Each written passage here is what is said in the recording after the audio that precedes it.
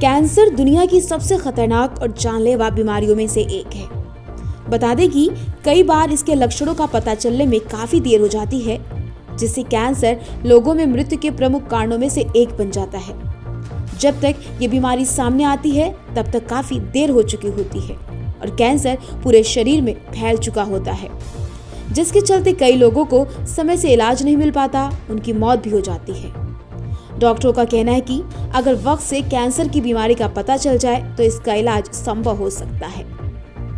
Associate निदेशक doctor Alok Gupta Medanta cancer संस्थान के उनका कहना है कि वर्ष 2018 से कैंसर की बीमारी के कारण दुनिया भर में 96 लाख से ज्यादा लोगों की मौत हो चुकी है। इसको देखते हुए अब वो लगातार कैंसर के प्रति लोगों को जागरूक करते हुए अपनी नजर बनाए हुए हैं। के बाद ऑल इंडिया इंस्टीट्यूट दिल्ली वहाँ काम कर चुका हूँ, तो मेरे को दोनों जगह का एक्सपीरियंस है और मैं बहुत कॉन्फिडेंटली ये कह सकता हूँ कि हमारे शहर में सारी वो सुविधाएं उपलब्ध हैं जो टाटा मेमोरियल और दिल्ली में उपलब्ध हैं।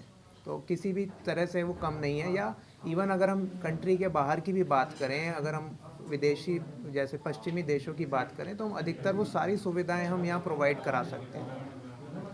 तो जो सर्वाइकल कैंसर का जो टीका आता है वो कहाँ तक मतलब अच्छा है और कहाँ तक फायदा करता है बच्चों को? देखिए, वो उस टीके को देखिए, सर्वाइकल कैंसर जो होता है वह एक वायरस से रिलेटेड होता है, जिसको हम बोलते हैं human papilloma virus, HPV। HPV का इन्फेक्शन शारीरिक संबंध से फैलता है। जब वह इन्फेक्शन फैलता है, जैसे किसी महिला को हुआ, 100 में से 99 महिलाओं में वो इन्फेक्शन समय के साथ अपने आप ठीक हो जाता है, बॉडी की इम्यूनिटी कवर कर लेती है। किसी एक महिला में वो इन्फेक्शन रह गया तो वो कंटिन्यूस वो इन्फेक्शन बना रहा, तो 15 साल 20 साल में वो कैंसर में तब्दील कर सकता है उस चीज़ को। जो टीका बनाया गया है, जो आपका सवाल है, वह टीका इन्फेक्शन के लिए बनाया गया ताकि हम ये इन्फेक्शन प्रिवेंट कर लें और इसके बाद होने वाले कैंसर की भी हम रोकथाम कर लें। करंटली 9 साल से 14 साल तक की जो किशोरी हैं उसमें इसका इंडिकेशन बनता है। कुछ एक टीका है जो 9 साल से 25 साल तक की किशोरियों में दिया जाता है, तो यह हम दे सकते हैं। यह टीका देने से वो HPV इन्फेक्शन होने का रिस्क कम होगा और भविष्य में सर्वाइकल कैंसर होने का रिस्क भी शायद कम हो जाए। तो मतलब बेनिफिशियल है देना इनको? बेनिफिशियल, मैंने आपको उसका बेनिफिट बताया। कॉस्ट काफ़ी ज़्यादा शायद इसकी है, जो कि शायद सिर्फ 2 ही बनते हैं यहाँ पे इंडिया में। तो 2 हैं, एक गार्डासिल, एक सर्वरिक्स। ठीक है, तो यह जैसे अभी कोरोना की वैक्सीन चल रही है, वायरस की वैक्सीन, इसी तरह यह भी एक वायरस के अगेंस्ट वैक्सीनेशन है।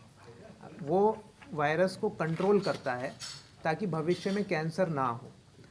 अब उसका एग्जैक्ट कितना कैंसर बर्डन कम हो पाया है उस वैक्सीन से पूरी पॉपुलेशन में, उसका डेटा नहीं है। उसका डेटा नहीं है। As it is cervical cancer का इंसिडेंस कम हो रहा है। पिछले 30 साल में सर्वाइकल कैंसर या बच्चेदानी के मुंह का कैंसर अभी भी ज़्यादा है, बट ओवरऑल इंसिडेंस कम होता जा रहा है। सर बहुत जगह इसके बहुत सारे वो भी हुए हैं, नुकसान भी इसके आए हैं वैक्सीनेशन को। तो क्या मतलब सही है वैक्सीनेशन करना कई लोगों को? तो देखिए, ये तो अगर जब भी हम वैक्सीनेशन दे रहे हैं तो उसके पॉजिटिव और नेगेटिव एस्पेक्ट्स दोनों ही डिस्कस हमें करने होते हैं पेशेंट के साथ। हम ये सारी बातें उनके साथ रखते हैं। तो ये प्राइमरी वैक्सीनेशन में आएगा, ये टीका के अभी नहीं आएगा? मुझे नहीं लगता अभी। ये कॉस्ट भी सर 2000 कॉस्ट भी ज़्यादा है और जैसा कि मैंने बताया 99% केस